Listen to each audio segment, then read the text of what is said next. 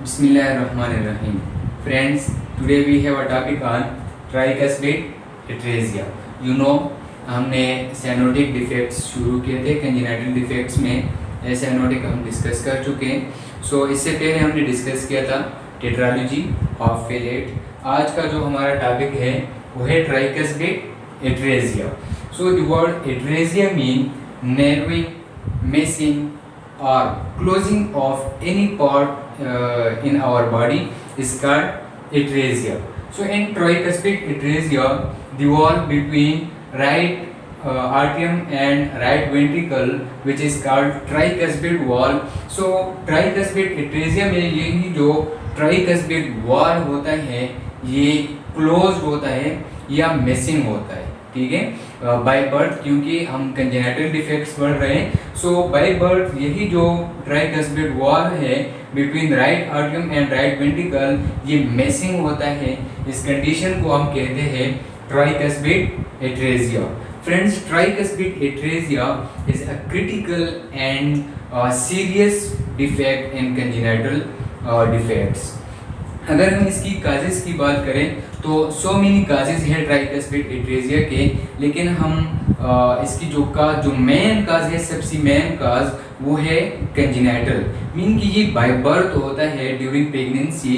इसकी डेवलपमेंट जो है वो सही नहीं हो पाता है. सो बाय बर्थ जब होता है तो उसको हम कंजेनिटल कहते हैं. सो जो मेन काज है ट्राइकस्पिड एट्रेजिया का वो है कंजेनिटल. सो उसकी बेस पर हम इसको लेके जाएंगे. फ्रेंड्स, सबसे पहले हम बात करेंगे पैथोफिजियोलॉजी ऑफ ट्राइकस्पिड एट्रेजिया.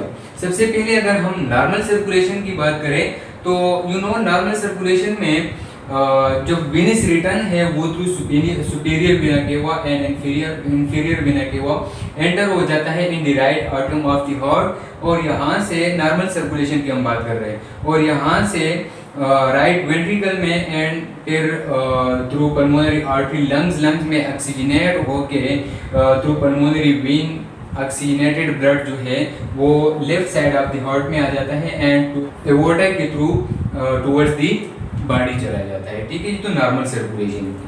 अब ट्राइकस्पिड एट्रेजिया की पैथोफिजियोलॉजी की अगर हम बात करें, मीन कि ये क्या क्या चेंजेस ला सकते हैं हमारे बॉडी की सर्कुलेशन में, तो उसकी हम बात करेंगे. तो सबसे पहले जब यहाँ से ये blood through superior vena cava from the upper extremities of the body through superior vena cava आ गया कहाँ पर, राइट आर्टरियम में. सो राइट आर्टरियम और यहाँ से from abdomen and lower extremities through inferior vena cava ये यहाँ से भी आ गया in right atrium of the heart. अब देखिए फ्रेंड्स, यहाँ पर जो ट्राइकस्पिड वॉल है वो क्लोज है और ये जो है ये अलाउ नहीं करता है ब्लड को राइट वेंट्रिकल की तरफ. सो यहाँ पर एक कंडीशन होता है जिसको हम कहते हैं डिफेक्ट, और भी होता है इसमें. अगर आप लोगों को याद हो, so decrease pulmonary blood flow with congenital defects में हमने बात की थी कि दो चीज़ें कॉमन होगी, एक पल्मोनरी ऑब्स्ट्रक्शन और दूसरा आर्टरियल सेप्टल डिफेक्ट या वेंट्रिकुलर सेप्टल डिफेक्ट. अब इसमें भी ये दोनों चीज़ें कॉमन है. ये जो राइट आर्टियम एंड लेफ्ट आर्टियम है, इन दोनों के बीच में जो सेप्टम है उसमें डिफेक्ट होगा जिसको हम क्या कहते हैं, आर्टरियल सेप्टल डिफेक्ट. अगर इस डायग्राम को यहाँ पर मैं थोड़ा इस तरह ड्रा करूँ, क्योंकि यहाँ पर ये पल्मोनरी आर्टरी है, सामने नजर नहीं आ रहा arterial septal defect. So let's suppose ये है हमारे पास राइट आर्टियम, ये लेफ्ट आर्टियम, और ये राइट वेंट्रिकल, ये लेफ्ट वेंट्रिकल, और ये इन चारों के बीच में ये सेप्टम है जो इन चारों को सेपरेट करवाता है.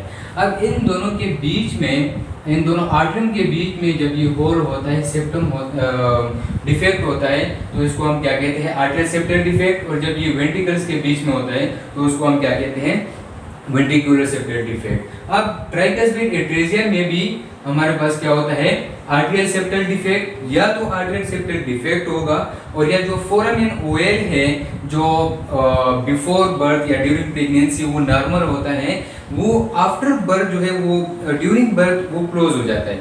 लेकिन इस ट्राइकस्पिड एट्रेजिया में वो बाज केसेस में वो ओपन रह जाता है, पेटेंट फोरामेन ओएल जिसको हम कहते हैं. सो उसके थ्रू ये ब्लड जो है ये इस राइट आर्टरियम से मूव करता है टुवर्ड्स दी लेफ्ट आर्टरियम, यहाँ से ये राइट आर्टरियम, ये लेफ्ट आर्टरियम, यहाँ से ये मूव हो गया टुवर्ड्स लेफ्ट आर्टरियम, किसके through? Foramen, patent foramen oil के थ्रू या आर्टियल सेप्टल डिफेक्ट के थ्रू। अब देखिए यहाँ इस साइड पर हमारे पास डी ऑक्सीजनेटेड ब्लड है या पूर ऑक्सीजनेटेड ब्लड होता है, और इस साइड पर हमारे पास ऑक्सीजनेटेड ब्लड होता है। ये दोनों ब्लड जो है ये यहाँ पर मिक्स हो जाता है, ठीक है। और यहाँ से ये लेफ्ट आर्टरियम से ये इस लेफ्ट वेंट्रिकल में आ जाता है, एंड लेफ्ट वेंट्रिकल से ये थ्रू एवोर्टा चला जाता है टुवर्ड्स दी बॉडी। अब ये जो ब्लड है ये टोटली डीऑक्सीजनेटेड होता है। क्यों? क्योंकि यहाँ से राइट आर्टरियम से नॉर्मली ब्लड आता है इन राइट वेंट्रिकल, और यहाँ से चला जाता है थ्रू पल्मोनरी आर्टरी के थ्रू टुवर्ड्स दी लंग्स, और वहाँ पर ऑक्सीजनेट होके फिर हार्ट की तरफ वापस आ जाता है। अब यहाँ पर ये राइट वेंट्रिकल में नहीं आया, टुवर्ड्स दी लंग्स नहीं चला, तो ये प्रॉपर जो है बिल्कुल ऑक्सीजनेट नहीं हो पाया, ठीक है। सो बॉडी की तरफ जो ब्लड जाएगा वो टोटली डीऑक्सीजनेटेड होगा। ये तो था एक कंडीशन। दूसरा एक कंडीशन इसमें ये भी होता है कि हमने बात की थी कि या तो इसमें आर्टियल सेप्टल डिफेक्ट होगा या साइनोटिक डिफेक्ट्स में, ठीक है, या इसमें वेंट्रिकुलर सेप्टल डिफेक्ट होगा, और या ये दोनों हो सकते हैं। अगर इस आर्टियल सेप्टल डिफेक्ट के साथ साथ इसमें वेंट्रिकुलर सेप्टल डिफेक्ट भी है, ठीक है, ये जो दो वेंट्रिकल है इन दोनों के बीच में भी अगर डिफेक्ट है, सेप्टल डिफेक्ट है, वेंट्रिकुलर सेप्टल डिफेक्ट, सो इस कंडीशन में क्या होगा कि जब यही जो ब्लड है through foramen oil left atrium में फिर लेफ्ट वेंट्रिकल, सो यहाँ से ये शंट होगा टुवर्ड्स दी राइट वेंट्रिकल। अब ये जो राइट वेंट्रिकल है ये भी हाइपोप्लास्टिक होता है इन ट्राइकस्पिड एट्रेजिया, ये अंडर डेवलपमेंट होता है क्योंकि ड्यू टू यहाँ से जो ब्लड का फ्लो है वो राइट वेंट्रिकल की तरफ सही नहीं हो पा रहा, सो इसकी वजह से ये हाइपोप्लास्टिक होता है, ठीक है। सो राइट वेंट्रिकल में जब ये ब्लड जो है ये शंट आउट हो गया, सो यहाँ से ये चला जाएगा, ये अभी ये मिक्स ब्लड है, ठीक है, क्योंकि यहाँ से डीऑक्सीजनेटेड ब्लड और यहाँ से ऑक्सीजनेटेड ब्लड, सो ये मिक्स ब्लड जाएगा कहाँ पर?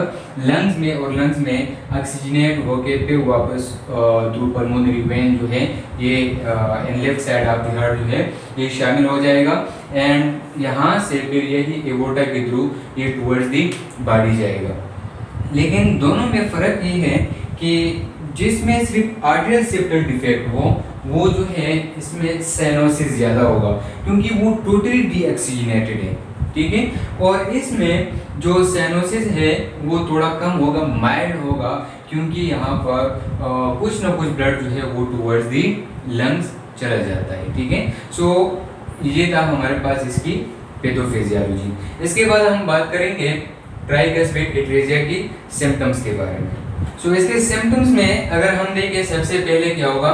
Cyanosis due to deficiency of oxygenated blood, ठीक है। सो सिस्टोलिक मर्मर होगा, ठीक है, murmur is the normal sound, and during systole during contraction ये फील होगा, अस्कल्टेट होगा, और हाइपोक्सिया होगा due to cyanosis, fainting, loss of consciousness due to deficiency of oxygen, and dyspnoea होगा, डिफिकल्टी इन ब्रीथिंग, क्योंकि यहाँ से देखिए ये ब्लड जो है टुवर्ड्स द लंग्स जा ही नहीं रहा, ठीक है। एडेमा होगा इन स्पेसिफिकली इन लोअर एक्सट्रीमिटीज़।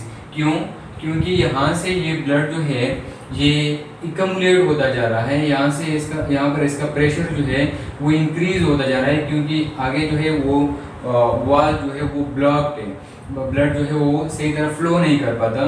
सो ये superior and inferior vena cava में ये इकमुलेट होता जा रहा है, प्रेशर इंक्रीज होता जा रहा है, और वीनस रिटर्न जो है वो कम होता जा रहा है। उस वीनस रिटर्न कम होने की वजह से जो लोअर एक्सट्रीमिटीज़ हैं इसमें एडिमा हो जाता है, स्वेलिंग हो जाता है, एसाइटिस होता है, क्योंकि यहाँ से ये इस इंफीरियर वेना केवा से पहले ब्लड पास होता है लिवर से, और लिवर में भी इसका पोर्टल वेन जो है उसमें भी प्रेशर इंक्रीज होता है। उस पोर्टल वेन में प्रेशर इंक्रीज होने की वजह से लिवर एब्सिस भी हो सकता है, and due to liver abscess जो एब्डोमेन है इसमें जो है वो फ्लूइड जमा हो जाता है, जिसको हम क्या कहते हैं, फ्लूइड रिटेंशन हो जाता है, जिसको हम क्या कहते हैं, एसाइटिस। एंड सडन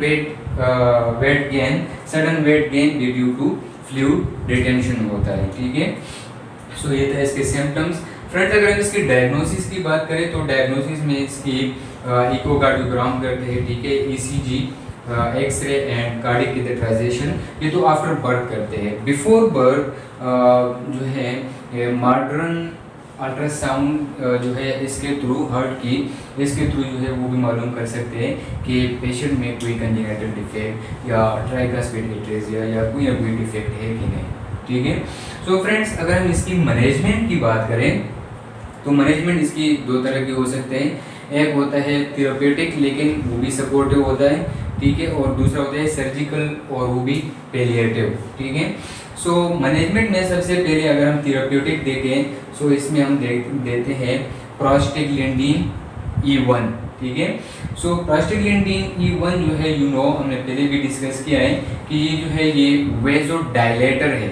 अब ये हम क्यों दे रहे हैं, क्योंकि यहाँ पर एक वेसल होता है, एक बाईपास होता है between aorta and pulmonary artery, जो कि नॉर्मल होता है इन फीटस एंड आफ्टर बर्थ जो है ये क्लोज हो जाता है, ठीक है।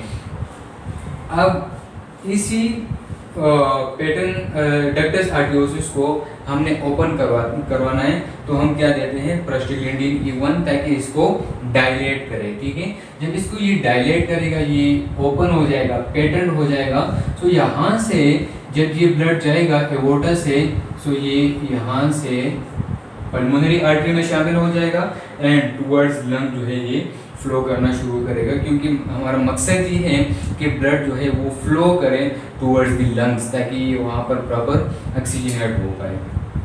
दूसरा है इसमें शंटिंग होते हैं, इसमें ये जो है ये सर्जिकल प्रोसीजर्स होते हैं और पिलिएटिव होते हैं। Shunting through anastomosis mean connection between two things. अब यहाँ पर हम वेसल्स के थ्रू में कनेक्शन करवाते हैं, ठीक है। सो उसको हम क्या कहते हैं, एनास्टमोसिस, और ये कनेक्शन जो है ये between aorta and pulmonary artery के बीच में करवाते हैं, ठीक है।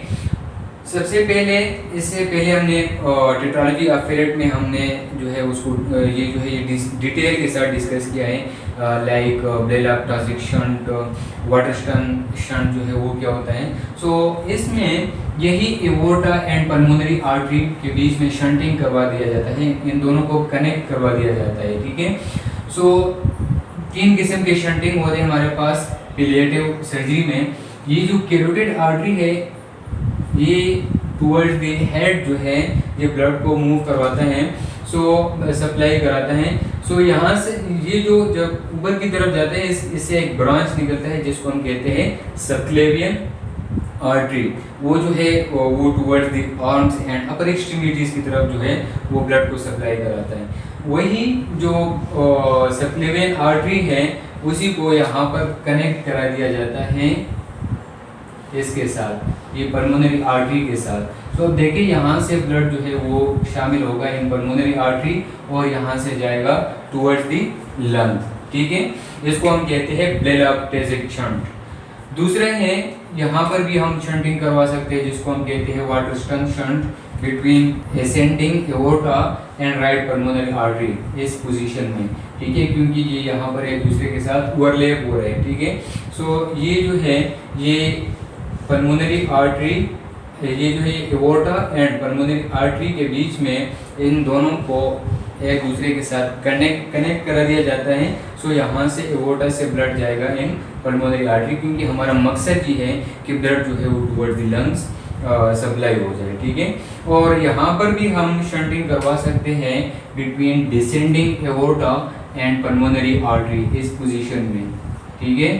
सो इसी में भी between left pulmonary artery and aorta के बीच में शंटिंग करवा के एनास्टमोसिस करवा के ब्लड जो है वो फ्लो करना शुरू हो जाएगा टुवर्ड्स दी लंग्स।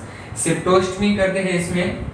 सिप्टोस्टमी इसको कहते हैं कि जो पल्मोनरी, ये जो right atrium and left atrium के बीच में जो सेप्टम है, ठीक है, या आर्टियल सेप्टल डिफेक्ट जो है या पेटेंट फोरामेन ओवेल जो है, इसकी साइज जो है ये इसकी साइज जो है ये इंक्रीज करा दिया जाता है, ठीक है।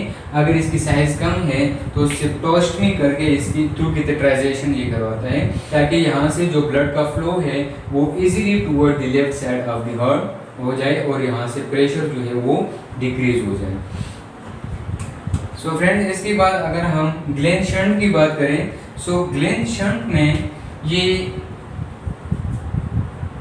सुपीरियर वेना केवा जो है इसको डिस्कनेक्ट करा दिया जाता है फ्रॉम दी हार्ट, ठीक है।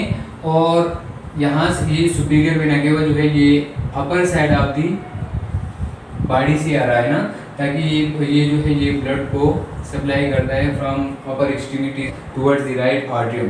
सो इसको यहाँ से डिस्कनेक्ट करा के, राइट आर्टरियम से डिस्कनेक्ट करा के इसको कनेक्ट करता है विद पल्मोनरी आर्टरी। सो इसी के थ्रू ये ब्लड जो है ये पल्मोनरी आर्टरी में शामिल होगा एंड पल्मोनरी आर्टरी से लंग्स में जाएगा, ठीक है। लास्ट में अगर हम फॉन्टन प्रोसीजर की बात करें तो फॉन्टन प्रोसीजर में ये जो इंफीरियर वेना केवा है इसको हार्ट से डिस्कनेक्ट करा के इसको कनेक्ट किया जाता है विद जो कि ब्लड को सप्लाई करता है from lower extremities, from the lower side of the body, और इसको कनेक्ट करा दिया जाता है विद पल्मोनरी आर्टरी, ताकि जो लंग्स की तरफ जो ब्लड का फ्लो है वो इंक्रीज हो जाए और ब्लड जो है वो प्रॉपर ऑक्सीजनेट होकर बॉडी की तरफ जाए। तो देखिए यहाँ से जितने भी प्रोसीजर हमने करा दिए वो उसका मेन मकसद ये है कि पल्मोनरी आर्टरी के थ्रू लंग्स की तरफ ब्लड का फ्लो जो है वो इंक्रीज हो जाए और लंग्स में ये ऑक्सीजनेट होके फिर ये पल्मोनरी वेन के थ्रू लेफ्ट आर्टरी में आए और फिर एवोर्टा के through towards the body oxygenated blood जो है वो चला जाए, ठीक है। सो ये था ट्राइकस्पिड एट्रेजिया। अच्छा, इसकी अगर हम प्रोग्नोसिस की बात करें तो फ्रेंड्स आफ्टर सर्जरी इसकी प्रोग्नोसिस जो है वो काफ़ी बेहतर होती है, लेकिन फिर भी इसके बहुत सारे कॉम्प्लिकेशन जो है वो लेटर लाइफ में राइज हो सकते हैं। एंड अगर हम सर्जरी से पहले बात करें तो ये एक सीरियस एंड क्रिटिकल सिचुएशन होता है, इसमें बेबी का सर्वाइव जो है वो बहुत मुश्किल होता है। So it's all about tricuspid atresia. Thank you so much.